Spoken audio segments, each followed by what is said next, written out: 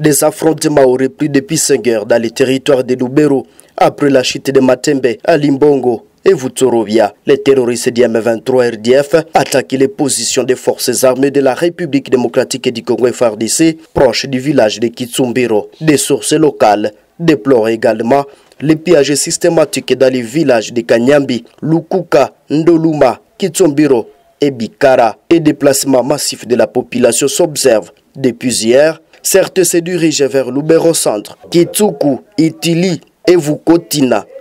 La localité d'Alimbongo dans les territoires de Lubero est finalement passée sous contrôle des terroristes du M23 soutenus par le Rwanda malgré les 15 jours de résistance de l'armée congolaise.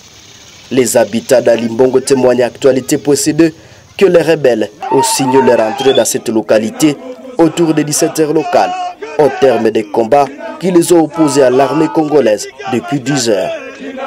À Limbongo, dans la chefferie de Bamate, était jusque-là le grave verrou stratégique de l'armée depuis l'annonce du cessez-le-feu par les États-Unis d'Amérique. Début août, au lendemain de la chute de Kirumba, Kaina et Kanyabayonga.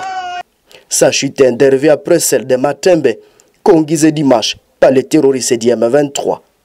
Après la chute d'Alimbongo, les rebelles du M23 signent leur entrée à la chefferie de Bamate et progressent vers Lubero Centre, direction qui connaît pour l'instant un afflux important de déplacés de guerre.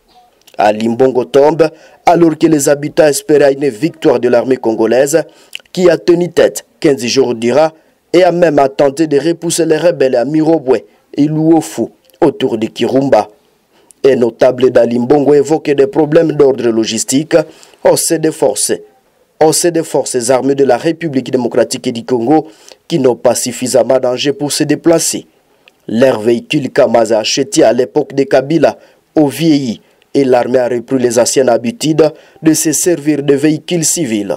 La même source évoque également la question des appels au respect du cessez-le-feu qui plonge les militaires congolais dans une confusion. Des sources militaires ne souhaitent pas pour l'instant s'exprimer sur ces nouveaux changements des rapports de force au front dans les territoires de Lubero.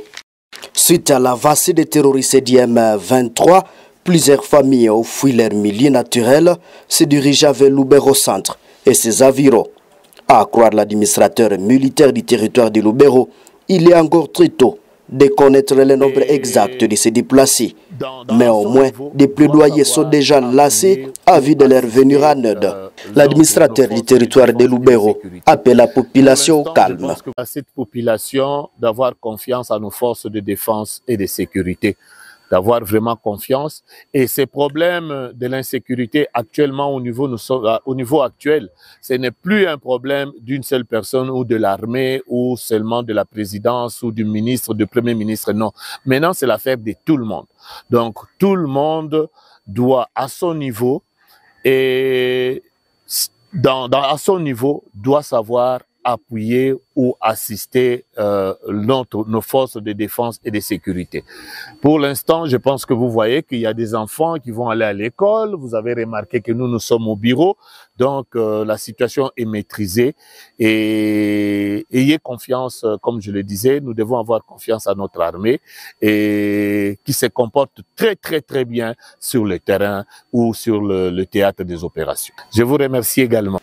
Pour rappel, cette avancée de ces subordonnés de Corneille Nanga et Bertrand Bissimois intervient 24 heures après l'annulation des réunions tripartites RDC Rwanda, Angola, suite à l'absence du président Paul Kagame à Luanda.